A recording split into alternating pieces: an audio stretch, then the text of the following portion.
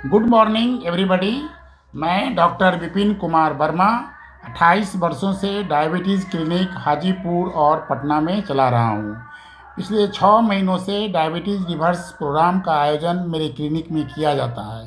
प्रत्येक महीना में 5 पेशेंट का डायबिटीज़ में दवा से मुक्ति मिल जाती है और दवा को छुड़ाने में एडुकेशन का बहुत ही बड़ा रोल है। जो पेशेंट बहुत ज़्यादा जागरूक हैं, एडुकेशन में इंटरेस्टेड हैं, उनका डायबिटीज़ आसानी से कंट्रोल होता है और धीरे धीरे उनका दवा भी छूट जाता है।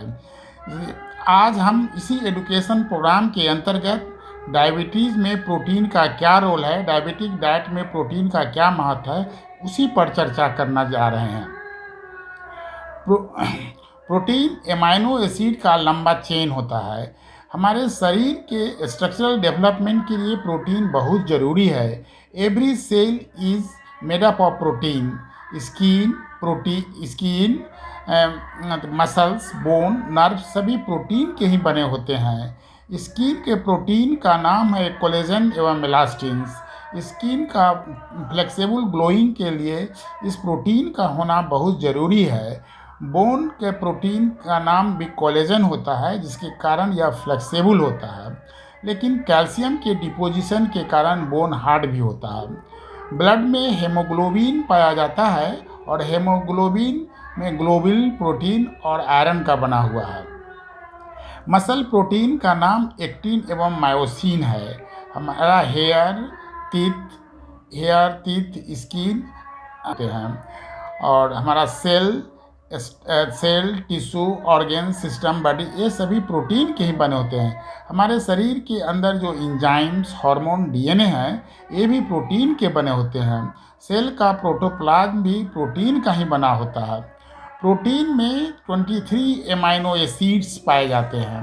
प्रोटीन में 23 एमाइनो एसिड्स पाए जाते हैं और जिसमें 14 amino acid non essential amino acid होते हैं और 9 जिसका निर्माण बॉडी खुद करता है और 9 amino acid essential amino acid होते हैं, जिसको हम डाइट के माध्यम से लेते हैं। और 9 amino acid essential amino acid कौन कौन से हैं और इसकी क्या विशेषता है, इसकी चर्चा हम आगे करेंगे।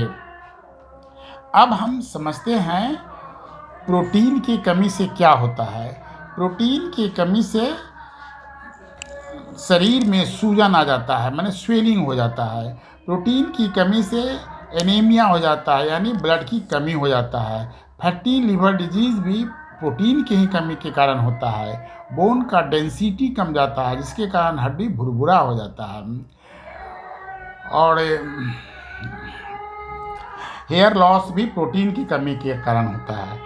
बच्चा में एक बीमारी होता है जो प्रोटीन की कमी के कारण होता है, जिसको मैरास्मस कहते हैं। इस बीमारी में बच्चा का शरीर एकदम कांटे की तरह सूख जाता है। अक्सर यह गरीब परिवार के बच्चों में पाया जाता है।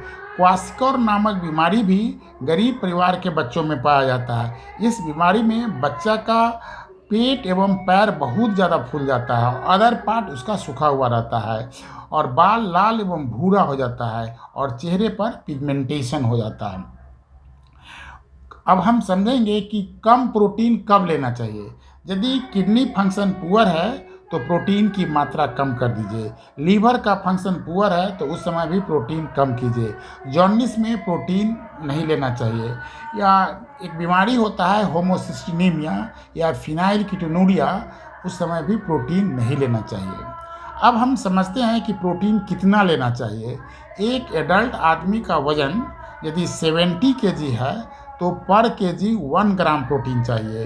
यानी आपका वज़न यदि 70 किलो है तो आप 70 ग्राम प्रोटीन लीजिए। लेकिन यदि आपका किडनी फंक्शन यदि पुअर हो गया है तो आप थोड़ा प्रोटीन की मात्रा घटा दीजिए, यानी 0.8 ग्राम पर केजी बॉडी वेट प्रोटीन लीजिए। यानी 70 इंटू 0.8 इजकल टू कैलकुलेशन करेंगे तो 56 ग्राम प्रोटीन आएगा। यदि किडनी बहुत ज़्यादा ख़राब है तो प्रोटीन की मात्रा और कम कीजिए, यानी 0.6 ग्राम पर केजी वेट, यानी 70 इंटू 0.6 यानी कैलकुलेशन करेंगे तो 42 ग्राम प्रोटीन चाहिए यदि आपका वज़न 70 ग्राम है तो। लेकिन पेशाब में प्रोटीन बहुत ज़्यादा आ रहा हो और आपका पेशाब नॉर्मल है और शरीर में सूजन नहीं है तो उस समय आप प्रोटीन की मात्रा बढ़ा दीजिए। एक्सरसाइज यदि बहुत ज़्यादा करते हैं तो उस समय भी प्रोटीन की मात्रा बढ़ा देना है, या बर्न के केस में प्रोटीन की मात्रा बढ़ा देना है। आप समझते हैं कि प्रेगनेंसी में प्रोटीन की मात्रा बढ़ा देना चाहिए।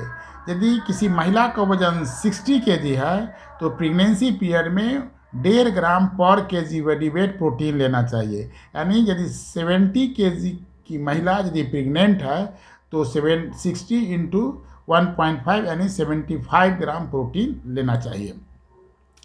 और बच्चा को प्रोटीन 2 ग्राम पर केजी वेट यदि 17 बरस से उम्र ज़्यादा है, और बहुत छोटा बच्चा को 3 ग्राम पर केजी वेट, और 5 से 17 बरस के बीच मैंने 2.5 ग्राम पर केजी वेट प्रोटीन लेना चाहिए। अब most of the amino acid जो होते हैं ग्लूकोजेनिक होते हैं। तो एसेंशियल अमाइनो एसिड्स जो है जैसे फिनाइन एलेलिन, आइसोल्यूसाइन, लाइसेन, ये सब एसेंशियल अमाइनो एसिड्स है, ये ग्लूकोजेनिक होते हैं। और हमारा शरीर का इंसुलिन प्रॉपर ढंग से काम हो या इंसुलिन का सिक्रेशन प्रॉपर ढंग से हो, इसलिए प्रोटीन का कंजम्पशन बहुत ज़रूरी है।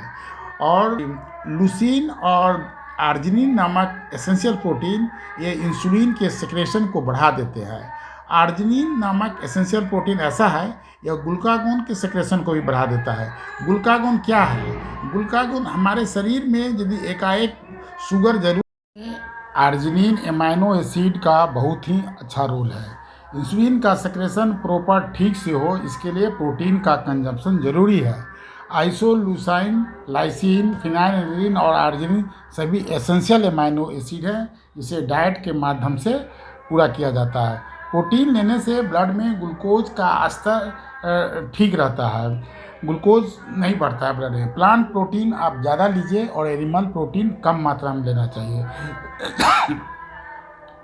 अब हम समझते हैं कि किस चीज़ में कितना प्रोटीन है। जैसे दाल, 30 ग्राम दाल में 7 ग्राम प्रोटीन है। एक एवरेज साइज अंडा में 5 ग्राम प्रोटीन है।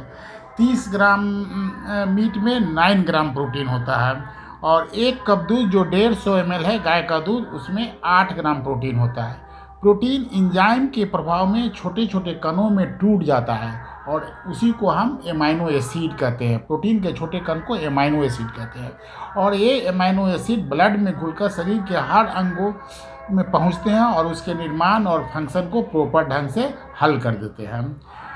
और ग्लूकोज के मेटाबॉलिज्म में भी प्रोटीन का मुख्य रोल अदा है। धन्यवाद। इस वीडियो को सावधानी से सुनिए और सब्सक्राइब कीजिए और लोगों से शेयर कीजिए। धन्यवाद।